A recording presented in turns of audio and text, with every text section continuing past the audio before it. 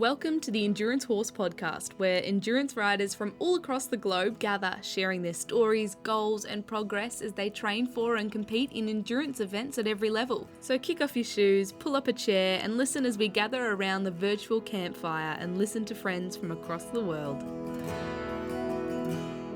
Hello and welcome back to another episode of Endurance Horse Podcast. I am your host, Christina Hike, and today on Endurance Horse Podcast, we will continue our Year of the Horse series by spotlighting a breed who is known for their brilliance, their presence, and their unmistakable style. They are often associated with the show ring. The American Saddlebred carries a rich heritage of athleticism, intelligence, and work ethic. But what happens when you point that show horse at the mountains and you ask it to go climb for long miles over rugged terrain and the demands of an endurance competition? In this episode, we're about to find out because we're exploring how the American Saddlebred fits into the world of distance riding, from conditioning and mindset to awards programs and recognition within the sport. Our guest today on Endurance Horse Podcast is Natalie Law. She has played a meaningful role in expanding the opportunities for saddlebreds in endurance through her miles in competition, including the completion of the historic Tevis Cup. She has helped to demonstrate what this breed can accomplish when preparation meets belief. So grab a cup of your favorite beverage, settle into your favorite chair, and gather around the virtual campfire as we talk with Natalie Law about her American Saddlebred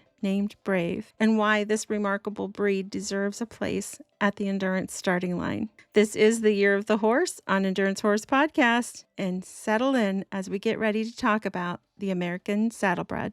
I'm doing good. I'm just laughing because I'm down here feeding horses, and the phone rang, and my friend Katie's here with me, and I'm like, Jefferson, Wyoming, or is it Wyoming? No, Wisconsin. I'm not answering that. I don't know who it is. And she's like, are you sure it's not your podcast thing? I'm like, oh shoot, it is.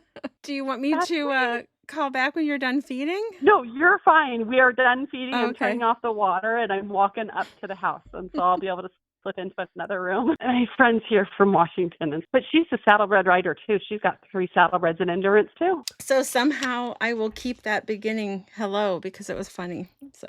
Oh, and anybody that knows me and has gone through these will know. They'll be like, yep, that's Natalie. Never stops. Okay, well, thank you so much for agreeing to have a conversation with me today for Endurance Horse Podcast, Natalie. You're welcome. Thank you for having me. So, my famous first question, how did you get into horses? Oh, my goodness. I love this question because I really think that horses are in the blood. Because I was that little girl that drew pictures of horses, loved horses, wanted a horse, begged for a horse, and lived on a golf course. And so it was really... I begged and begged and begged until I finally saved up enough money through selling candy in a candy machine to buy my own horse. And that was in 5th grade. And in fact, my mom and I went and bought her without my dad's permission until I got the horse. And he was like, oh, okay. And so it's just, I've always loved them. It's always been just a love of mine is horses. So tell me about your first horse. My first horse was a little quarter horse Arab. And she was actually in a trail string. And my mom used to take me to this place and we'd ride in this trail string. And I always picked this horse. And, we somehow, I don't know how my mom asked if she was for sale or if we could buy her, but somehow I was able to buy her and we bought her. And then when we were finding places to board her, we found out that I guess the guy was a really awful, not reputable guy, but she ended up being just lovely, so it was just meant to be. So then how did you hear about endurance riding? So I didn't even hear about endurance riding until I was an adult. In fact, I had my horse when I was a little girl, and then life circumstances, I had to sell her, and I didn't have a horse again. And it wasn't until I was in my, I think, almost 30 that I started looking around. I was like, adults have horses. I didn't know that adults had horses. I thought that was like a childhood little girl, 12-year-old girl thing. And that's when I started shopping around. And my husband ended up buying me a saddlebred Morgan for Christmas. And I think he regrets it to this day because now I have a barn full of horses. But that's kind of how I got into the horses as an adult. And then, swap around, had to change horses to get one that fit, but I ended up on the saddlebred that was so forward, and my husband's aunt wanted to try an endurance ride. And so I was like, well, I'll go with you. And we rode all the time. So we went to a local endurance ride and just showed up, and we did the LD, and her horse actually got pulled halfway through. We didn't know about vet checks or anything, and he had pulled a shoe, and so then I continued on, and my horse was just a natural at it, and we finished, I think, in top 10. Everything from there just continued. I'd caught the bug immediately. So what is it about endurance that makes you stick with it? I'm about, I don't know, 10, 12 years in endurance now. And I question that more and more. And I think, when you first get in it, everything is so new and so exciting and so many goals. But as the years go by and the struggles go by and you're tried and you're experiencing so much more, and it gets harder because you're experiencing more, you question it more. And I think what it really comes down for me is I like to set goals and I like to achieve goals, and I like to continually grow and continually learn. And it doesn't matter how many years you're in the sport, you're continually learning. I've met with some of the most incredible endurance folks, and still we'll sit and have conversations that we're stumped, that we don't know, So I think it's the continual growth that's always achievable by even the mom that's trying to shuffle kids and a husband and a family, that keeps me going. So you mentioned your husband, and I thought I heard somewhere that he's allergic to horses. Yeah, he's actually allergic to horses, dogs, cats, everything, to which everything I drag into the house. So he's incredibly supportive. I try really hard, to the minute I walk in the door, wash my hands, take showers, stay clean.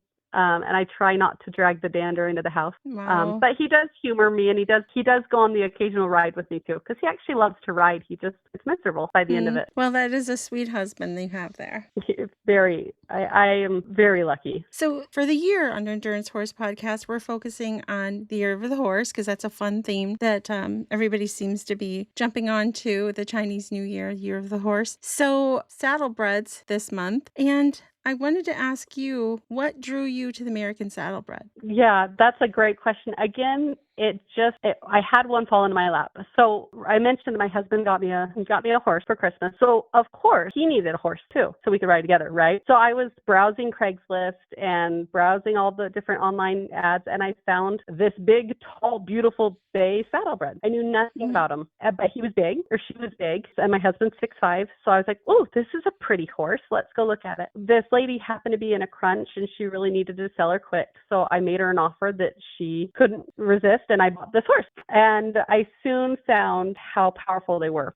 This horse happened to be bred and came from Sheila's barn. Wow. And so with that, I was introduced to Sheila. Now, she wasn't sold by Sheila. She had been, owned by someone else. But I was introduced to Sheila, who then became the trainer and instructor for my children. So I kind of just got sucked into the whole saddlebred world by chance. But then as I've ridden them and as I've spent time with them, it's a breed that I've just fallen in love with. It's just incredible breed. So what does it feel like? You said they're powerful, and I've ridden saddlebreds and saddlebred crosses, so I know that they are powerful. But how would you describe that feeling of a powerful saddlebred going down the trail? That's another thing. I didn't realize how spoiled I was on them until I started riding other people's horses here and there. And I would get on other horses, and they're great. Some really incredible horses. I've ridden 100-mile horses for friends, and they're great. But when I get on my saddlebreds, they move effortlessly. They climb mountains effortlessly.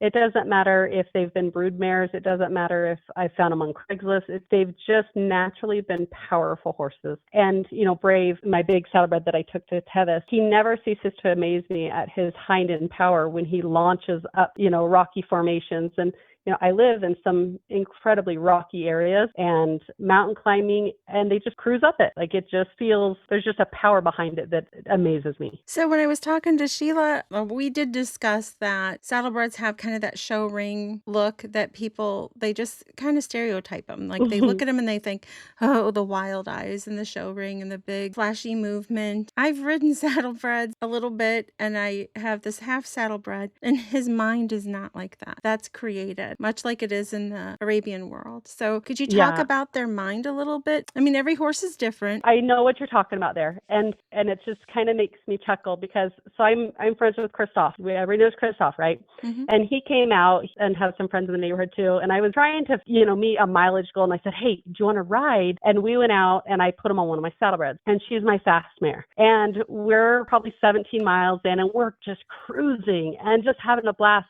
And we're riding parallel to each other, probably at about 15 miles per hour. And he looks over at me, goes, they don't spook. And I just laugh because it's true. Now, it doesn't mean they can't. Like every breed can be spooky. Some are more spooky than others. And oftentimes Arabs can be pretty spooky even into their older years. I've always been amazed at the brain of the saddlebred because they don't spook. They think things through. I think a lot of it's training too, giving them the exposure, but I think they hold on to that training. And I've just, I love the brain of my saddlebreds because, I've got a mare that she just is incredibly fast and loves to go. And the next day I can come home and put a kid on her and we can go on a walking trail ride.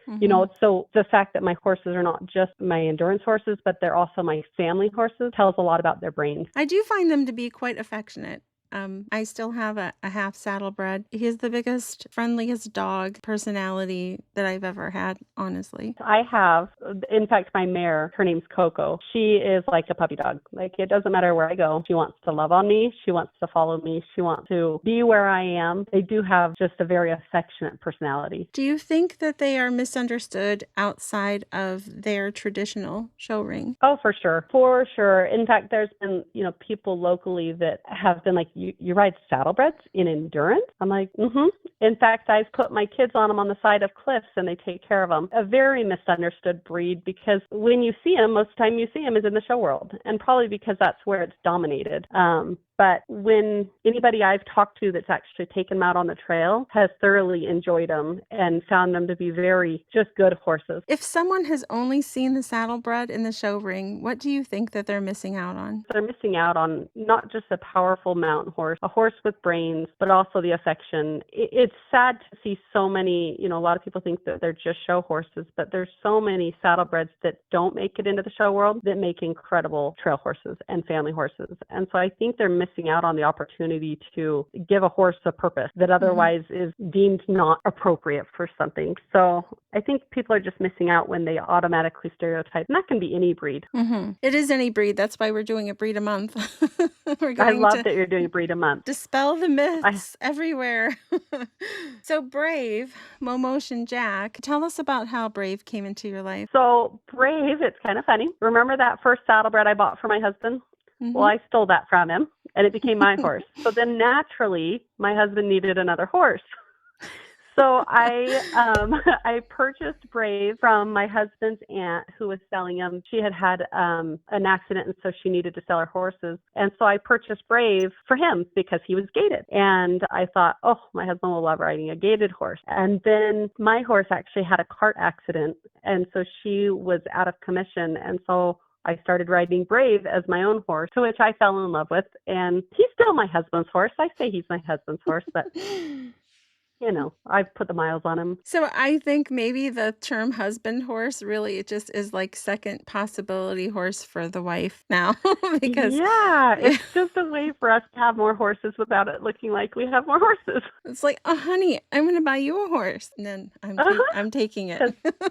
Yep, exactly. It seemed to get me some really nice horses that way. Mm-hmm. Yeah. What made you think this horse belongs in endurance? Are we talking about Brave still? Mm-hmm.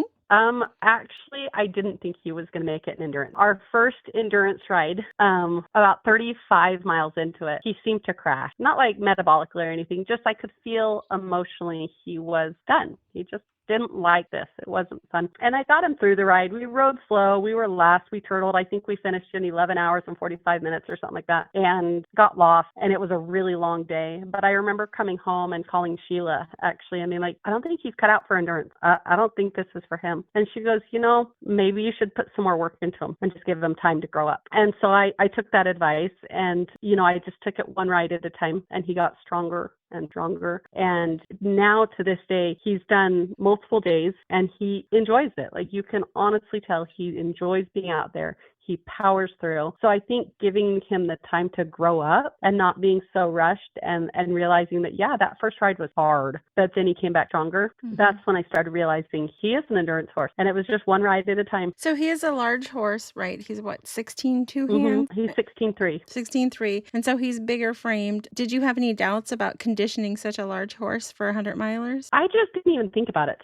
We just rode. That was the horse I had, and I tried to ride within his conditioning, so I didn't ride faster than he was conditioned for, and we enjoyed the trail and just took it easy, and he just did fine. Now I have to pay more attention to not letting him get too hot. I got to clip. I've got to, soak, hose, try and cool. So I work a lot harder, and electrolyte management has also become something I'm very in tune with my larger horses, but I haven't found it any worse. It's just different kind of management. And I think any horse you get into endurance with is going to have different kind of management. You just have to pay attention and be in tune with them to know what kind of management that is. So moving on to Tevis, obviously Tevis is no ordinary ride.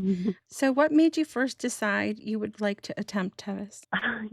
I think it really became a goal when so my daughter was riding Flash, and we always like to set goals. As I mentioned before, I like the goals, and I knew the time was running out, and I thought, you know what? It would be so cool. Like, this horse has it. That pony has it. He's got what it takes. And, my kid has to have a sponsor. So I guess that means I'm going too. So it was kind of more the encouragement and the goal for my daughter and her pony. And then I just had to come along and keep up. Because really that's what it was keeping up with the pony. So what was your preparation like for Tevis? We just rode. We rode a lot. I've got some incredible terrain to ride on. In the summers, my temperatures are in the hundreds. I've got deep sand. I've got elevation. I've got mountains to climb in. So I've got really hard terrain. I didn't train fast per se. I just trained hard. So we would climb mountains up to 10, 11,000 feet. We would, climb sand dunes and go to the sand dunes and really work hard. So I think building a physically strong horse was a huge advantage. What was the most technical portion of the trail for Brave? I know people are going to hate me if I say this, but I wouldn't define the trail as technical for what we train on. It's not per se that it's not a technical trail. It's just normal for what we ride, if that makes sense. We ride the rocks, we ride the climbs, we ride everything. I think the biggest part of Tevis for us was just time management, trying to get a kid, a pony, a large horse, everything through vet checks efficiently was more work than the actual trail, and we went into Tevis with such a mindset of just enjoy the trail. We're here. Amazing that we're here. That we didn't think too much about it. I look back now and my mind just is blown. I'm like, I can't believe we did that, But I think part of that relaxed vibe is what helped us through it. But the hardest part to me was just the vet checks, to be honest. There's so many.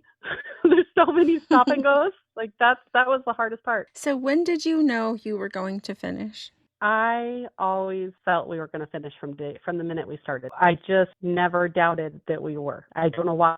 I've gone again. I went in 2024 with my daughter and another junior. I didn't have that same feeling that time. I didn't ever have this negative, this is going to be bad, we're going to fail. But the time that Kyla and I went with Brave and Flash, I just knew. It never crossed my mind that we wouldn't. That's awesome. So what did that first Tevis finish mean for you? And what do you think it meant for Saddlebred? I think it was a huge encouragement for not just Saddlebreds, but I've met, and we've had a book, we've had a documentary, we've had so many things come from that. I still continue to this day to get messages from people that have read the book, that are encouraged, that want to enter the world of endurance, that feel like they can do it because, my daughter and I were just normal people doing something extraordinary. So it's been an incredible experience, still continuing. We're 5 years down the road from it, still getting messages from others, how we've given them encouragement. It's been incredible. Your daughter rode Flash, the pony, who, like you said, there was a book written about, and she rode him in a legendary, I think it's fair to say a legendary event. It is very name recognized throughout the world. So what did that mean for you to take her through that? Oh,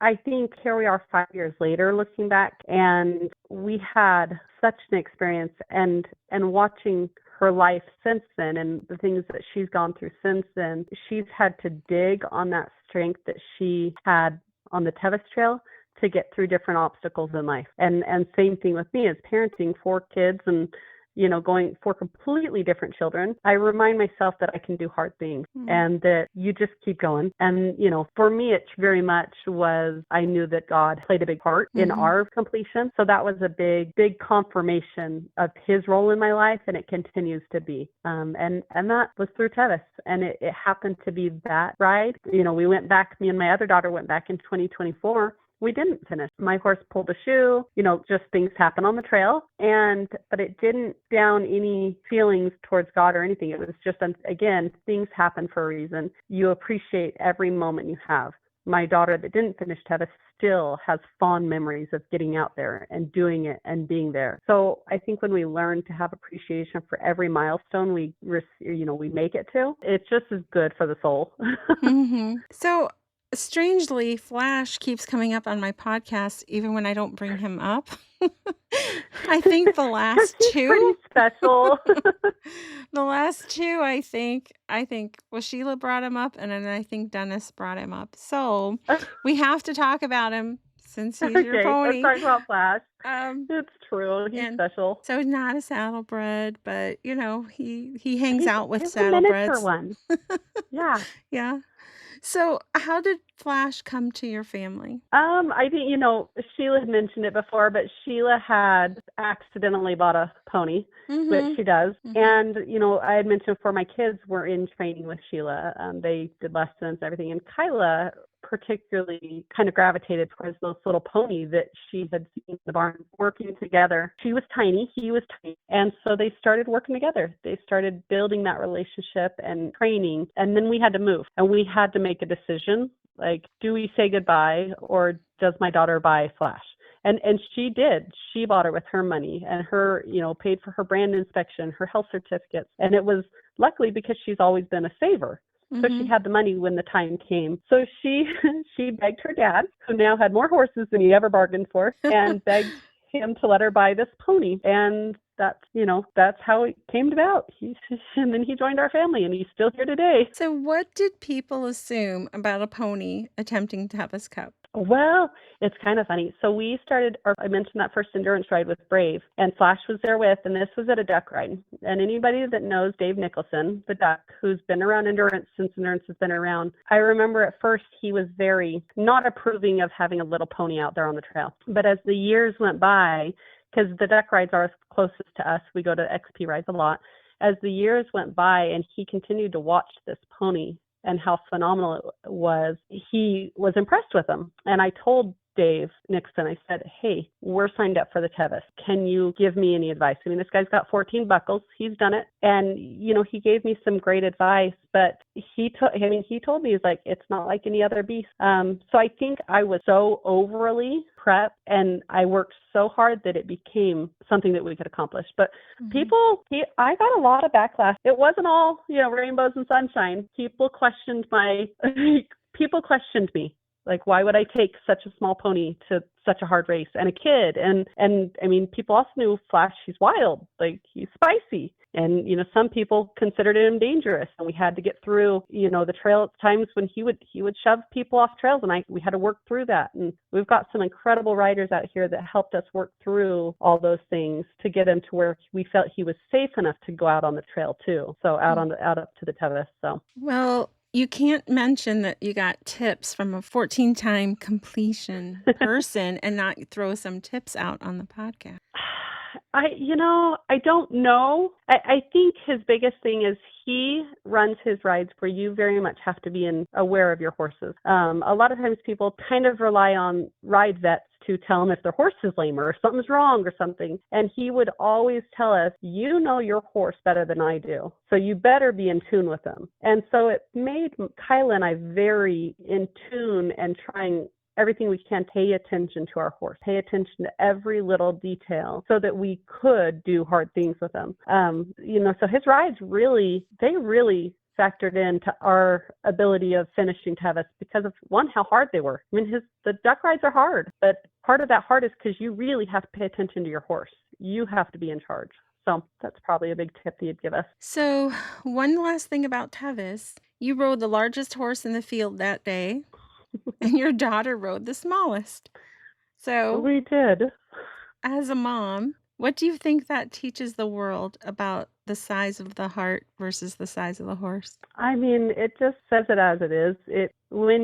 Gosh, this is a hard one. Again, I credit a lot of our accomplishments to God, and his hand in the whole picture, what it meant to my daughter in the long run, what it meant to me in the long run, what it did for us. But it also, I think, showed a lot of the world that take what you have, work with it, and continue on. Don't make excuses. Oh, my horse is too big. Oh, my pony's too small. Oh, I can't do that. Oh, this is too hard. Don't make excuses. You have to put in the work. You're not magically going to just get somewhere. You've got to put in the work for it. But when you decide on something, you can achieve it. And anyone can. It doesn't take some special Olympian. Nobody gets anywhere without the work. So, So one last thing about the famous little pony Flash. Tell us about how his book came to be. It's funny. His book came to be, we finished Tevis and we were driving home and we got a message from Claire Eckerd, who is the author now. And she basically said, I want to know the story. I want to know the story. We became really good friends. And it all started actually just to be a children's book. It wasn't going to be this long novel. It was just going to be a cute children's book. And as she dove deeper into asking the questions and as the story got longer, because you couldn't just jump to Tevis, you had to figure out how you got to Tevis, so it became this large project and it evolved because it wasn't just a story about a pony. There are a lot of incredible ponies out there, but it was a story about the faith of a child. It was a story about the work of God. It was a story about goals and achieving and family camaraderie. And it was such a larger story than just a pony. There was so much that went together in it. I will put a link in the show notes, your book on Amazon. So it is on Amazon, correct? Yes, it is on Amazon. Anywhere else you would like people to look for it? If you're local or if you're driving through your rides, we always bring them. Kyla sells them. She has a little trailer. And then I know Claire Eckerd also sells them. And tell people again the title of the book. Race Against Time by Claire Eckerd and Natalie and Kyla, I think. But if you search Race Against Time, Claire Eckerd, it'll come up. And the play on the words for Race Against Time wasn't just the cutoff time for Tevis, right? It was your daughter was growing taller. It was. In fact, it's pretty incredible because when my daughter finished the Tevis, within 6 months, she grew another 6 inches. Oh, wow. And that was her last race on that horse. That was her last ride. And so it truly was a race against time, both her time with her pony and the 24-hour cutoff. So switching gears again, back to saddlebreds for distance riding. Oh, yeah, those. Those. So you've been a strong advocate for saddlebreds and distance riding. Why is it important to you that saddlebreds are represented in endurance? They're a really special breed. I know, if people haven't heard your podcast from Sheila, she really talks about the time and work and effort her mom put into breeding them and the horse themselves, and they should definitely go listen to that. But their numbers are declining. We've seen this in the equestrian world altogether. The saddlebred numbers are declining. And I think a lot of it's because people think, they're only show horses. They don't realize how functional they are. I know a local guy here that uses them in a trail string. I know another guy that has them and uses them to push cows. They are versatile. They're wonderful partners. And so I've kind of, like I said, they're powerful, they're comfortable, they're enjoyable, they're smart, they're fun. But people like to share things that they love too. And I've grown such a love for them that I'm like, well, everybody needs one too, So, and I think that's just natural human behavior. When we find something we love, we want everybody to experience that same joy and happiness and love that we have. And I have found that through saddlebreds. Correct me if I'm wrong, but did you start an awards program? It's kind of the awards program. Myself and Sheila run it. It was started by another gal with Sheila, a friend, and then we kind of took it over and we continue it. We've been kind of strict with it. We do encourage they need to be registered because we like to validate that they are actual saddlebreds. It's unfortunate because sometimes there are a lot of rescue ones that we know they're saddlebreds, but we can't verify it. But you have to draw the line somewhere. So that's a hard thing to hit up. But we do have a program that it is a nationwide, all organizations. We don't differentiate AERC, EDRA, CTR. It's basically distance miles on saddlebreds. And we give out an award every year and we highlight the saddlebred that has the most miles. And we generally have 15 to 20 saddlebreds that are competing every year. And I also have stats on them. They oftentimes times place in the top 10, just naturally. Like people aren't out racing them naturally. They just have the movement and the strength to be successful in the sport too, not just finish. Okay, so it's really simple. If you have a saddlebred, we have a Facebook page, Endurance Saddlebred. It's easy to find. Every time you go on a ride, you log your miles. I have a spreadsheet form that you enter the ride, the date, the rider, all the information. You enter it in, and I keep a mileage board. That mileage board, you can see at any time. And then at the end of the year, I go and verify everybody's miles. So that's why I say all the miles have to be organized. Organizations. I verify all the miles and tally it up, and I send out an award. And I will put a plug. One of our top saddlebreds who has been in first place multiple times is actually signed up for the Tevis this year, and we're super excited for her.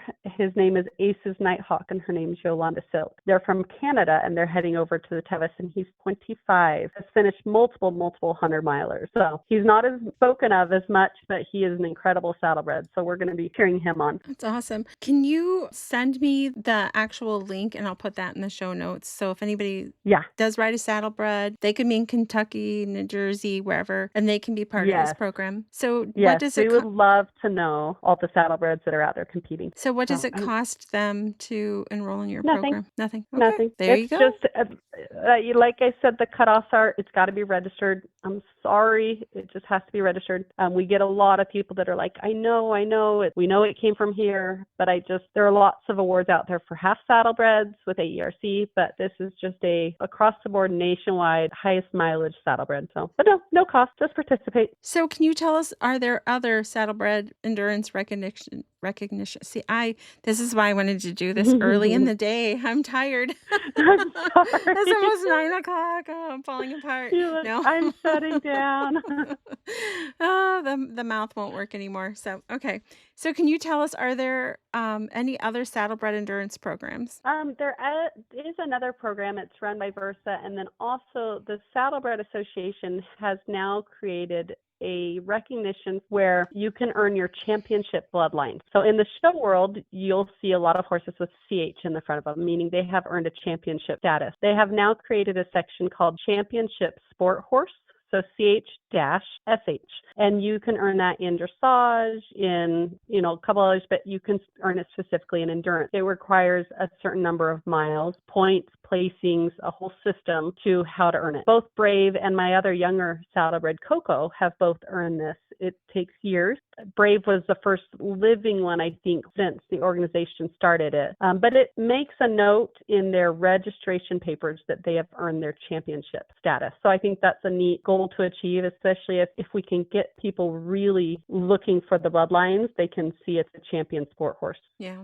I was really sad to hear you say that the saddlebred is dwindling in numbers, but I think that makes sense. I know people are going to get tired of hearing this, and I'm sure you heard it on Sheila's. American Horse Council came out with a number that since 2003, the number of horses in the United States has gone down by 25%. So that's... I believe it. Yeah. It's heartbreaking, and it's just, I think it's a combination of land, it's a combination of cost, and just lifestyle altogether. Horses are hard work. They're dirty. They're messy. Not every neighborhood wants a horse. And so they're just not as easy to keep and have. They used to be a way of life, and now they're just a luxury, a fun hobby, So I think the change in that is really affecting it. Our trails are majority mountain bike trails. Yeah. Those trails were built by horses long before the mountain bikers were here. Luckily, we have really wonderful mountain bikers, so we share the trail, but it just across the nation, it's changing. Land is getting harder, and horses are harder to have. Somebody just asked in my Facebook group if they could get some help they have a long-standing horse trail, and the powers that be are getting lobbied by these, are they electric bikes? Is that what you call them? I don't know if there's a special... e-bikes. E-bikes, there you go. So the e-bikers are wanting those trails and wanting access to those trails, and it's just been horses only. And so I think it's really important to stay up on that, because we have trails doesn't mean they're not going to get encroached on by bikers and hikers. I think something that's super important for us equestrians to know is there are groups that are trying trying to keep the horse trails alive. I'm part of the Backcountry Horsemen group in my local chapter, and I work really hard to try and help them find trails, maintain trails. They work really hard to get grants and stuff, but we have to get involved. And if us endurance riders want to use these trails, we need to put the work into them too. So we do volunteer days, we log our hours. So this group, I think, and it's nationwide. Like I think if every endurance rider was also a member of the Backcountry Horsemen, it would become even more successful because they are the ones that go to the government and find grants. They find ways to improve the trail and protect them. I live where there's a lot of old pioneer trails, and one of my jobs, just because I've got the distance horse, is they'll say, hey, somewhere in a map back in 19 or 1800s or something, there's a trail here. Can you go find it? And I will go out and spend all day long searching to find any remnant of that trail, because if it's historic, sometimes they can be brought back. And I don't know that people really know that. Like, there are programs out there. So if there's something I could encourage, if we want to keep trails alive, it's become a member of the Backcountry Horsemen.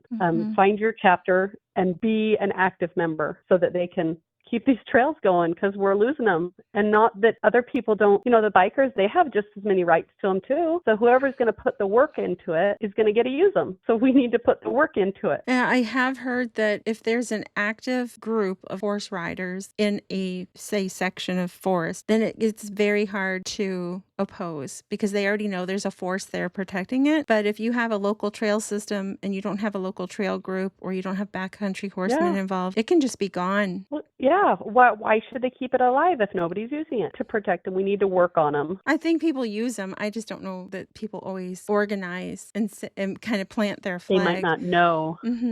Yeah. It's not as well known that there's people still using them. I talk about both groups on here. I talk about EDRA, but I also talk about AERC. And that's another reason to join AERC, even if you're not going to compete, is they do go lobby for trails. They do give out trail grants. Trail preservation is a real thing.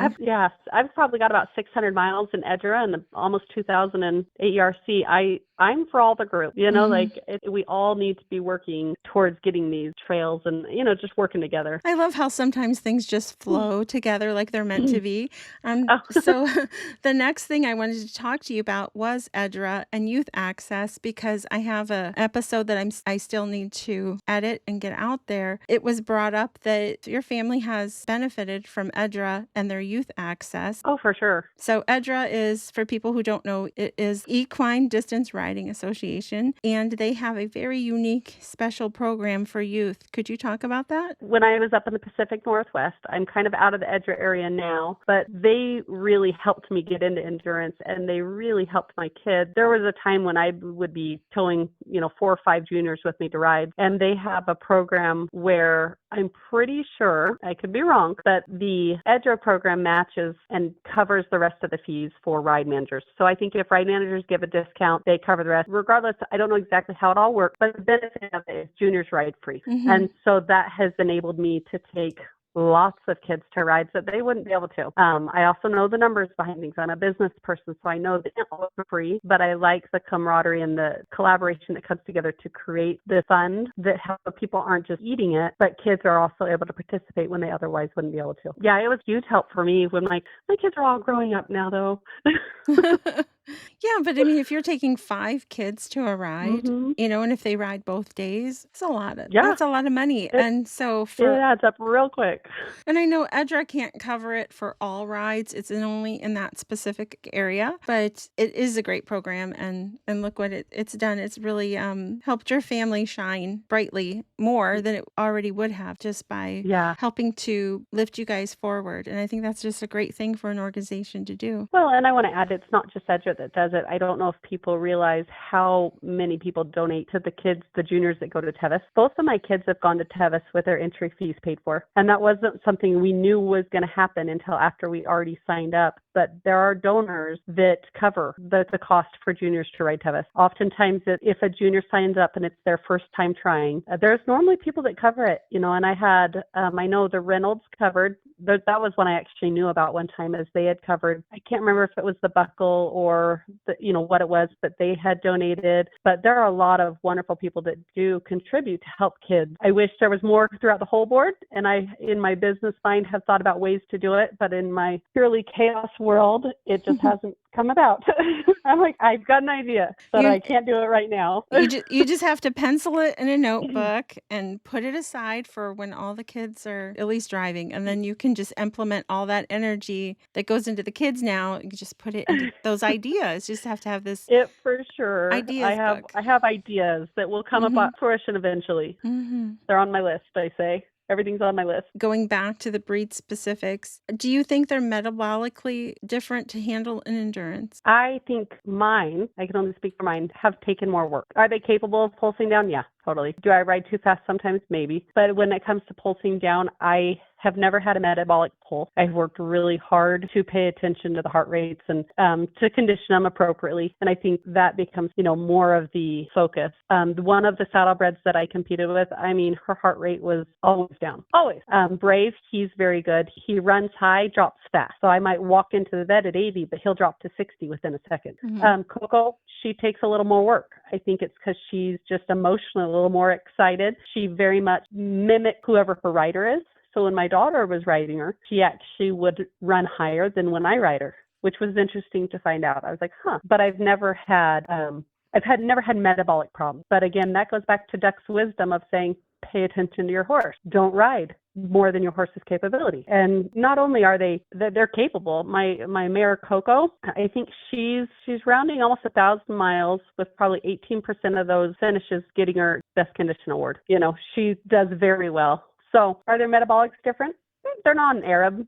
I think Arabs they just naturally are a lot easier heart rate wise. But overall, you condition properly, you pay attention to your horse, and you can be successful with any breed that you really work with. So kind of my thoughts on that. As we wind up here, is there anything, Natalie, that you think the world should know about saddlebreds that we didn't cover? I think we touched on a ton of it. I think people just need to, one, I'm very pro endurance, so get into endurance rather than whatever horse you have. Two, if you get to pick your horse, pick one that has brains. And that, to me, is the saddlebreds that I love. It's an incredible horses in every single breed that I've been around. I'm just very partial to what I've experienced and the heart and the go that I have ridden. And so I'm partial to my saddlebreds, and I love them. And to be honest, they're really pretty. I know they are. They walk through camp and everybody turns and everybody looks and everybody wants to know what that horse is. And so there's a fun part of it that, there have been times we've gone to rides and we've had 6 to 8 saddlebreds all in one ride, and they walk through camp with their nose in the air. Like they're the show horses that they were bred to be. And so it's kind of fun that, they're just an incredible, showy, beautiful, but versatile, functional, strong horse. Well, Natalie, thank you so much, not only for sharing your miles with us, but I feel like this episode widened the path for the entire saddlebred breed. And so I just wanted to say thank you. And anytime you want to come back to the podcast, you just let me know. Oh, thank you so much. Thanks for having me. I love to share. Like I said, when I've found joy, I think it's nature for us to want to share that joy with others. And so that it's been fun to be on a podcast and share that joy with others. So thank you. And tell Flash, Endurance Horse Podcast said hi, and that if he doesn't realize it, he gets mentioned often by my guests. Oh my gosh, I will. He is currently just getting fat, living out with the donkey right now. Well, he sounds like he's living his best life, so that's good. He is living his best life. Well, thank you again for having me. And that's a wrap for another episode of Endurance Horse Podcast. I want to thank you for being here all the way to the end. If this episode encouraged you, made you smile, or if we simply kept you company on a busy day, we are so glad we could be here for you, and we wanted to thank you for being a part of our journey. We truly appreciate you. I have a small favor to ask. Could you please share this episode on social media? Text it to a friend, or leave a positive review about the podcast on the app that you're listening on. Word of mouth truly is the most powerful way this podcast continues to grow and stay on the air. So thank you for your help. If you would like to support this show in a tangible way that helps keep us on the air, please visit warhorseendurance.com to sign up for one of the Warhorse Endurance Challenges. I promise you, we send out the best awards. They are beautiful. Please go check out our Facebook group, Warhorse Challenges. This is Endurance Horse Podcast, signing off for now. Every mile a memory. Endurance Horse Podcast is produced by Christina Hike Photography, LLC, and it is a Warhorse Endurance production. Now it's time to go out to the barn. Y'all have a good day now.